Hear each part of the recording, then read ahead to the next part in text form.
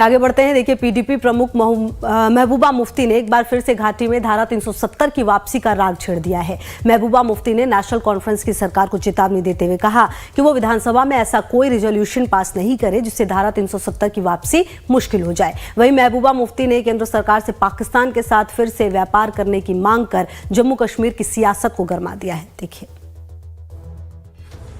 जम्मू कश्मीर की सत्ता से बाहर चल रही पीडीपी प्रमुख महबूबा मुफ्ती ने घाटी में धारा 370 की बहाली की मांग को लेकर फिर नया राग छेड़ दिया है। महबूबा मुफ्ती ने नेशनल कॉन्फ्रेंस की सरकार को चेतावनी देते हुए कहा कि वो विधानसभा में कोई ऐसा काम न करे जिससे घाटी में धारा 370 की वापसी मुश्किल में पड़ जाए। अब मेरी गुजारिश है उमर साहब से कि आपको लोगों ने बहुत बड़ा एतमाद दिया है, आपके ऊपर बहुत बड़ी जिम्मेवारी है। जो फैसला 2019 में नाजायज तरीके से, गैर आईनी तरीके से पार्लियामेंट में किया गया, कई खुदा ना खास्ता असेंबली के बिजनेस रूल्स बना के जिसकी कमेटी में आपने पीडीपी वालों को नहीं रखा, सज्जाद लोन से को नहीं रखा, इंजीनियर रशीद को नहीं रखा, बल्कि बीजेपी वालों को रखा। कहीं आप उस फैसले पे अपनी मुहर न लगाएं जो 2019 में हुआ। उससे 370 और 35A का जो हमारा केस है वो कमजोर हो सकता है। महबूबा मुफ्ती ने केंद्र सरकार से एक बार फिर से अलगाववादी संगठनों से बात करने की मांग की है। साथ ही जेलों में बंद कश्मीर के युवाओं को रिहा करने की भी मांग की है। आप जम्मू कश्मीर के लोगों के पास उसी तरह आइए जिस तरह 2016-17 में आपने डेलीगेशन भेजा था। यहाँ के लोगों के जख्मों पे मरहम कीजिए।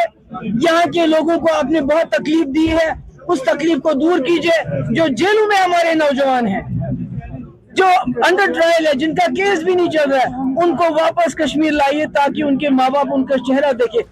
महबूबा मुफ्ती न सिर्फ अलगाववादियों से बात करने की मांग कर रही हैं, बल्कि उस पाकिस्तान LOC के जरिए व्यापार करने की वकालत कर रही है, जो लगातार भारत को जख्म दे रहा है।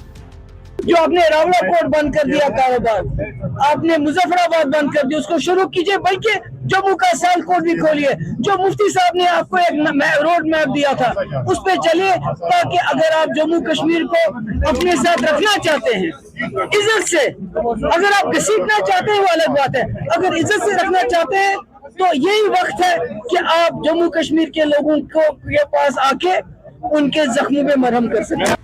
महबूबा मुफ्ती की मांग पर बीजेपी और नेशनल कॉन्फ्रेंस दोनों ने पलटवार किया है।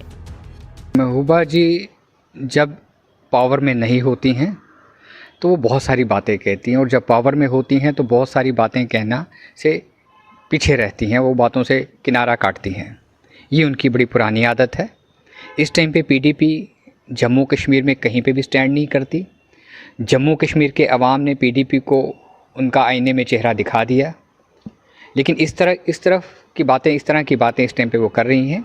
जहाँ तक जिन लोगों को हिरासत में रखा गया है काफ़ी लंबे टाइम से, उन लोगों के ऊपर इन्वेस्टिगेशंस चल रही हैं, जो ट्रायल हैं वो चल रहे हैं। मुझे लगता है जो चीज़ें क्लियर होंगी उन लोगों को प्रॉपर ढंग से उनको छोड़ा जाएगा। महबूबा जी लोगों को गुमराह कर रही हैं कि नहीं जी, आप जी बिजनेस रूल जब बनेगा तो उसमें जी 370 के ऊपर मोहर लग जाएगी।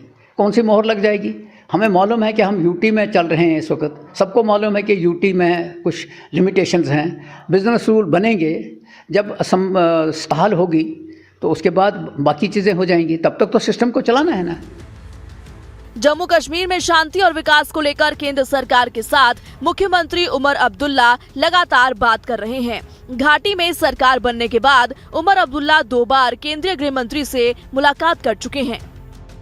मंगलवार को दिल्ली में गृह मंत्री के साथ बैठक में भी उमर अब्दुल्ला शामिल हुए। केंद्र के साथ उमर अब्दुल्ला सरकार की बेहतर जुगलबंदी से पीडीपी परेशान दिख रही है। इसलिए पीडीपी ने धारा 370 का राग छेड़कर घाटी को फिर से हिंसा की आग में धकेलने की कोशिश कर रही है।